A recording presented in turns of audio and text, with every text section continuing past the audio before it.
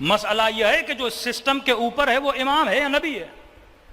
مسئلہ امام و نبی میں نہیں ہے، امام معصوم نبی معصوم، مسئلہ ہے سسٹم کے افراد میں. کہ سورہ جمعہ میں کہا حبیب اذا راوا التجارۃ و لہوا انفضوا الیہ وترکوک قائما.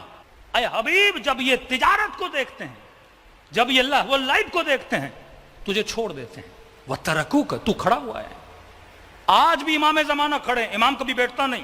فرمائی جب یہ تجارت کو دیکھ، بزنس کو دیکھتے ہیں، پیسے کو دیکھتے ہیں، لہو و لعب کو دیکھتے ہیں، یہ تجھے چھوڑ دیتے ہیں. اور امام زمانہ کے وہ جملے مرعشی نجفی صاحب کو یا علی ابن مہزیار کی ملاقات میں مولا فرماتے ہیں مجھے شکوہ ہے اپنے چاہنے والوں سے دو صفات کی وجہ سے. انہوں نے اپنے امام کو چھوڑ دیا دو چیزوں کی وجہ سے. یہی سورہ جمعہ.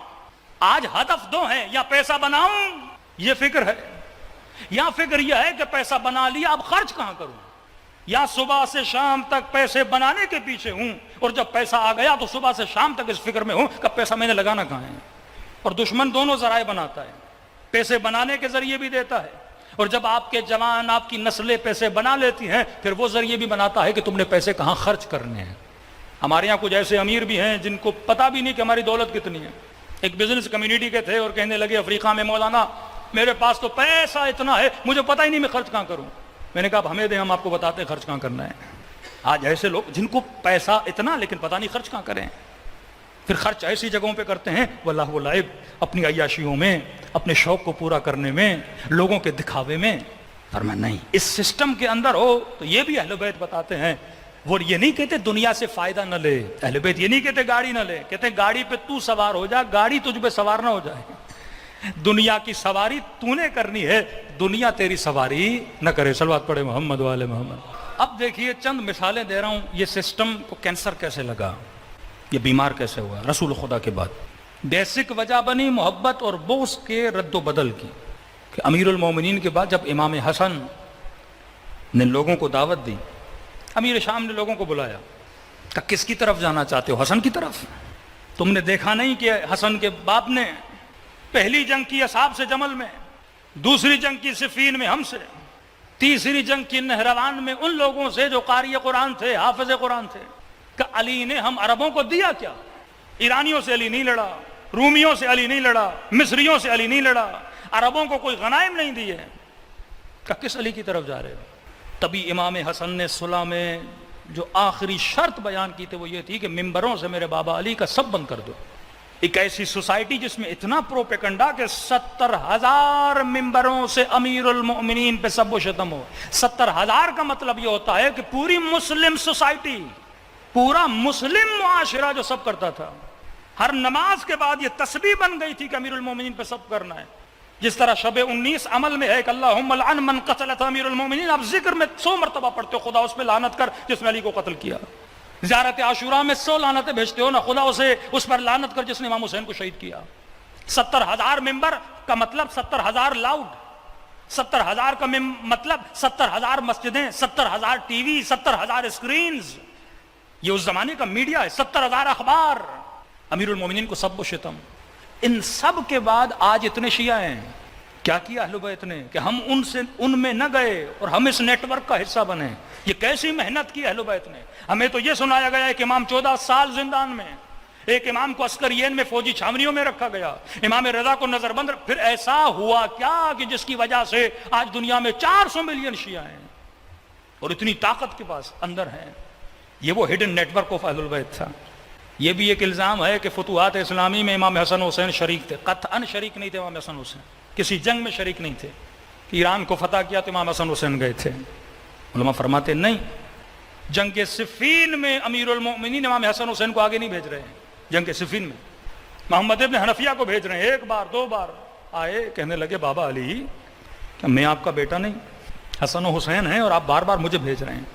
فرمایا میرے لال تو علی کے بازوؤں کی طرح ہے، حسن و حسین میری آنکھوں کی طرح ہیں. یہ نبی کی آنکھیں کہ بازوؤں کی ڈیوٹی ہے کہ آنکھوں کی حفاظت کریں. حسن و حسین کو کچھ ہوا تو نسل رسول کا کیا ہوگا؟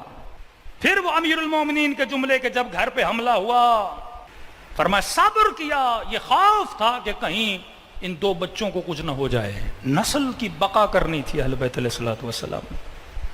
جنگ جمل میں آخر تک امیر المومنین نہیں بھیج رہے تھے. فرماتے ہیں جس اونٹنی پر نبی کی زوجہ بیٹھی تھی 70 ہاتھ کٹے ہیں اس اونٹنی کو گرانے کے لیے، 70 ہاتھ. جو کجاوا بنا ہوا تھا وہ لوہے کا تھا، کیونکہ مرکز تھا کہ اگر اونٹنی گر گئی تو لشکر پورا ادھر ادھر ہو جائے گا. ایک بار اٹیک کیا، 2 بار اٹیک کیا، 3 بار اٹیک کیا، لیکن محال تھا اس اونٹنی کے اطراف میں جو لوگ تھے ان کو دور کرنا. ہاتھ کٹ جاتے تھے لیکن اونٹنی کو نہیں چھوڑتے تھے. آخر میں امیر المؤمنین نے امام حسن مجتبی کو بھیجا. یہ تاریخ میں ہے کہ مولا کے بیٹوں میں جس کی بہادری سب سے زیادہ مشہور تھی وہ حسن ابن علی کی بہادری تھی. اور امام حسن نے اٹیک کیا، اس کے بعد اس اونٹنی کی ٹانگیں کاٹیں اور وہ کجاوا نیچے آ گیا. وہ معاشرہ جو بلندیوں پہ تھا رسول کے بعد. یہ واقعہ تاریخ اسلام کا بڑا دردناک واقعہ ہے. مالک ابن نویرہ کا قتل، یعنی یہ آپ سمجھے رسول خدا دنیا سے جاتے ہیں، یہ ریسنٹ واقعہ ہے. میں نے کہا یہ سسٹم عقل سے مرتبط ہے. آج ہی اس واقعے کو میں تاریخ طبری، تاریخ یعقوبی اور ایک کتاب ہے ان کی البلازری، تینوں میں کہ مالک ابن نویرہ اپنے باغ میں تھے. جرم یہ تھا کہ حکومت کو مانتے نہیں تھے، وہ زکوٰۃ نہیں دیتے تھے. ان کو مارا.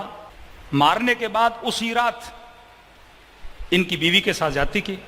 جس دیگ میں کھانا بن رہا تھا اس دیگ کے نیچے مالک ابن نویرہ کا سر رکھا اور کھانا کھا کے چلے گئے. اب میں ایک مقالہ پڑھ رہا تھا، آپ عقل کی مثال دے رہا ہوں. جب یہ بات جناب ابا بکر تک پہنچی، انہوں نے کہا میں حد جاری کروں گا. جس نے یہ کام کیا جناب خالد، جناب عمر نے روکا. اب علماء اہل سنت میں ایک بحث چلی ہے. کہانی عمر کا اجتہاد تھا نہیں ہونا چاہیے، اور جناب ابا بکر کا اجتہاد تھا کہ سزا ملنی چاہیے. پھر کسی نے لکھا کہ ہمارے ہاں تو یہ ہے کہ جناب ابا بکر کا علم عمر سے زیادہ تھا تو ان کو اپنی چلانی چاہیے تھی اور عمر کی نہیں سننی چاہیے تھی. یہ تو ایک اختلاف.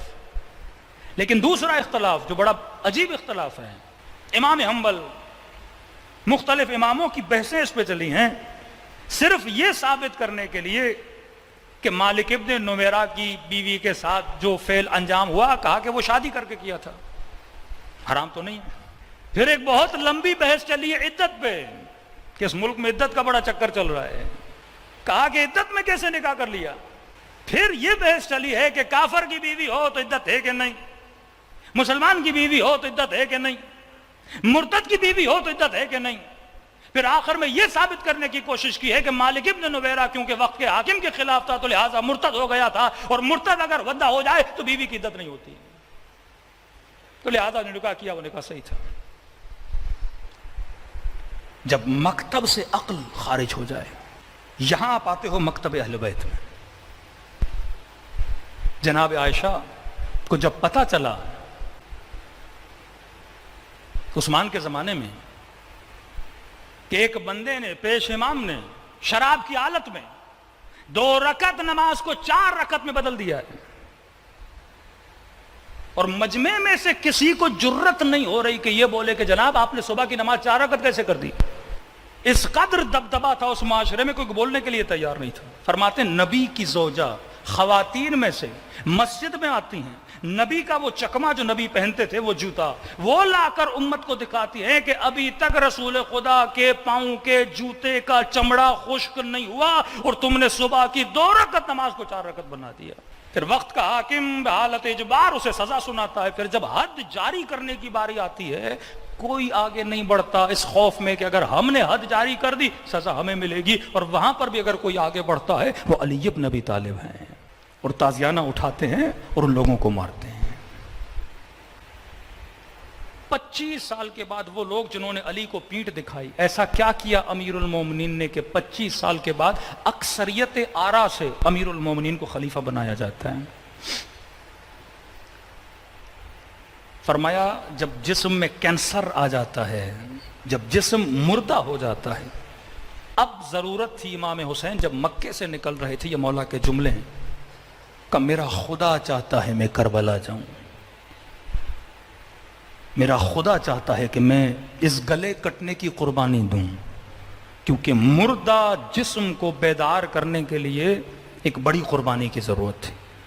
آپ جب بیمار ہو جاتے ہیں، ہاسپٹلائز ہو جاتے ہیں، جب انسان کی دل کی ہارٹ بیٹ بند ہو جاتی ہے، اسے کرنٹ لگا کے جگایا جاتا ہے. کہا یہ وہ قربانی تھی جس نے مردہ معاشرے کو ایک جھٹکا دیا، جس کے بعد توابین کا لشکر بنا، بنی امیہ کا ناس ہو گیا، بنو عباس اگر حکومت پر آئے تو نعرہ کیا تھا بنو عباس کا؟ یا لسارات الحسین، ہم حسین کا بدلہ لینے کے لیے آئے ہیں۔ زبیر کا بیٹا اگر لوگوں سے بیعت لینا چاہتا ہے تو امام زین العابدین کے بیٹے کے پاس جاتا ہے کہ آپ میرے ساتھ مل جائیں، کیونکہ لوگ اب اہل بیت کے نام پہ ووٹ دیتے ہیں، اس کے علاوہ لوگ ہمارے پاس نہیں آتے۔ کربلا کے بعد امام حسین نے علل اعلان اہل بیت کی توہین کے دروازے کو بند کر دیا، زہر دیا گیا، زندان میں ڈالا گیا، لیکن کوئی حاکم یہ نہ مانا کہ میں نے مارا ہے۔ مامون مار کر بھی امام رضا کی مجلس عزا میں بیٹھا، یہ الزام کوئی اپنے اوپر لینے کے لیے تیار نہیں تھا، کہتے تھے بیمار ہو کے دنیا سے چلے گئے، ہم نے زہر تھوڑی دی ہے۔ علنی توہین کا دروازہ امام حسین نے بند کر دیا۔ پھر امام زین العابدین نے تربیت کا سلسلہ شروع کیا، وہ سری تربیت، وہ سیکرٹ تربیت، انشاءاللہ اس کا ذکر میں کل کروں گا، کس طرح 10,000 شاگرد، کس طرح 20,000 شاگرد امام محمد باقر اور امام جعفر صادق کو ملے۔ یہ ساری محنتیں میرے آقا میرے مولا امام زین العابدین کی تھی۔ وہ معاشرہ جس میں 100 سال یعنی 70,000 ممبروں سے امیر المومنین کو برا بلا کہا جائے، 100 سال کے لیے نبی کی حدیث پر پابندی ہو، اب اسی معاشرے میں میرے مولا دعائیں پڑھتے ہیں، اور دعا کی ہر ایک لائن کے بعد ایک صلوات بھیجتے ہیں محمد اور آل محمد پر، کہ جو لوگ آل رسول کو بھول چکے ہیں وہ اللہ کا ذکر کریں، اور اس ذکر کے بہانے انہیں محمد بھی یاد آئے اور آل محمد بھی یاد آئے۔ صلوات پڑھے محمد و آل محمد۔